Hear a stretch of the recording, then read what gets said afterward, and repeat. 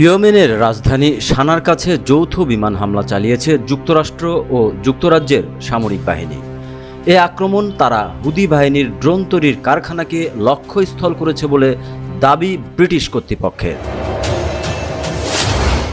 15 March থেকে ইয়েমেনে হুদিদের বিভিন্ন অবস্থানে ফের হামলা শুরু করার পর থেকে যুক্তরাষ্ট্র এ পর্যন্ত দেশটিতে কয়েকশো বার আঘাত হেনেছে, কিন্তু এসব আক্রমণের বিষয়ে তারা খুব অল্প তথ্য প্রকাশ করেছে। অপরদিকে যুক্তরাজ্য বুধবার তাদের হামলার বিস্তারিত প্রকাশ করেছে। ব্রিটিশ প্রতিরক্ষা মন্ত্রণালয়ের দেওয়া তথ্যের ভিত্তিতে আল জাজিরা জানায়, মঙ্গলবার দিবাগত রাতে সানা থেকে প্রায় 24 কিলোমিটার দক্ষিণে একটি লক্ষ্যস্থলে আঘাত হানে যৌথ আক্রমণে অংশ নেওয়া যুদ্ধ বিমানগুলো। ওই লক্ষ্যস্থলে কয়েকটি ভবন ছিল। ওই ভবনগুলোকে হুদিদের ড্রোন উৎপাদন কারখানা বলে শনাক্ত করেছেন ব্রিটিশ গোয়েন্দারা। এসব ড্রোন লোহিত সাগরে পশ্চিমা জলযানে হামলা চালাতে ব্যবহার করা হয় বলে দাবি যুক্তরাজ্যের।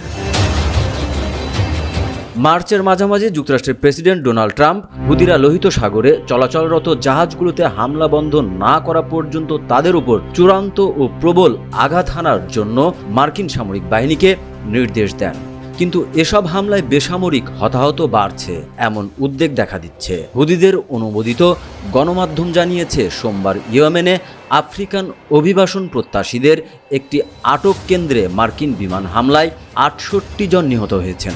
আর সানাভিত্তিক মানবাধিকার সংস্থা মাওয়াতানা ফর হিউম্যান রাইটস জানিয়েছে, সাম্প্রতিক মার্কিন হামলাগুলোতে হতাহত হওয়া কয়েকশো বেসামরিকের তালিকা নথিবদ্ধ করেছে তারা।